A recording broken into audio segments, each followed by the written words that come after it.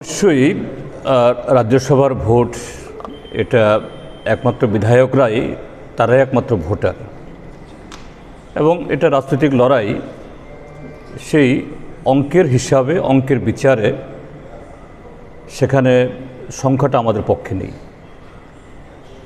কিন্তু আমরা যে প্রেক্ষিতে কমরেড সুদন দাসকে আমরা প্রার্থী করেছি,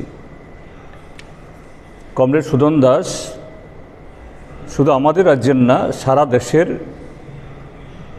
দলিত অংশের মানুষের তাদের স্বার্থ রক্ষার ক্ষেত্রেতে একজন প্রথম সারির নেতা। সারা দেশে দলিতদের কণ্ঠস্বর, সারা দেশে আইনসভা বা তার বাইরে এটাকে সোচ্চার করার দিক থেকে তার রাজনৈতিক জীবনের শুরু থেকেই তিনি কাজ করছেন, পাশাপাশি গণতান্ত্রিক আন্দোলনেরও অন্যতম সৈনিক। তো সেই হিসাবে এই বিধানসভাতে এই দলিত বা পশ্চাৎপদ অংশের শিডিউল ট্রাইব সংরক্ষিত আসন থেকে নির্বাচিত হয়ে আসছেন বিভিন্ন দলের 20 জন সদস্য, আর শিডিউল কাস্ট মানে তফসিলি থেকে এসছেন আরও 10 জন, 30। আর আমি শিডিউল ট্রাইব হলেও আমি নির্বাচিত হয়ে এসেছি একটা সাধারণ আসন থেকে। তো সেই হিসাবে আমাদের দেশের প্রত্যেক রাজনৈতিক দলেই বলেন যে না, যারা পশ্চাৎপদ, পিছিয়ে পড়া দলিত, তাদের বিকাশের ক্ষেত্রেতে আমাদের অগ্রাধিকার।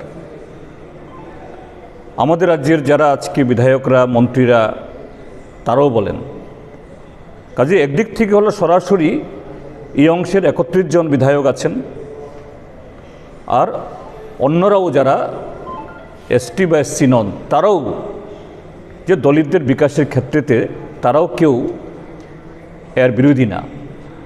তো সেই হিসাবে একজন সর্বভারতীয় একজন দলিত আন্দোলনের নেতা, 6 বার যিনি বিধানসভায় প্রতিনিধিত্ব করেছেন, প্রভূত এই সংসদ রাজনীতিতে অভিজ্ঞতা অর্জন করেছেন, এরকম একজন অভিজ্ঞ এবং প্রথম সারির যে জনগণের সাথে কাজ করে সেভাবে পরিচিতি লাভ করেছেন, আমরা আশা করব দেশের এবং রাজ্যের এই বর্তমান মুহূর্তে আমাদের বা অর্থাৎ যারা আজকে আমরা বলি পশ্চাৎপদদের বিকাশ চাই, তারা এই দলের সেই ইয়ের থেকে কী বলে সীমানার থেকে বেরিয়ে তারা যে আন্দোলনটাকেও তারা মনে করেন এটা খুবই জরুরি, সেই নিরিখে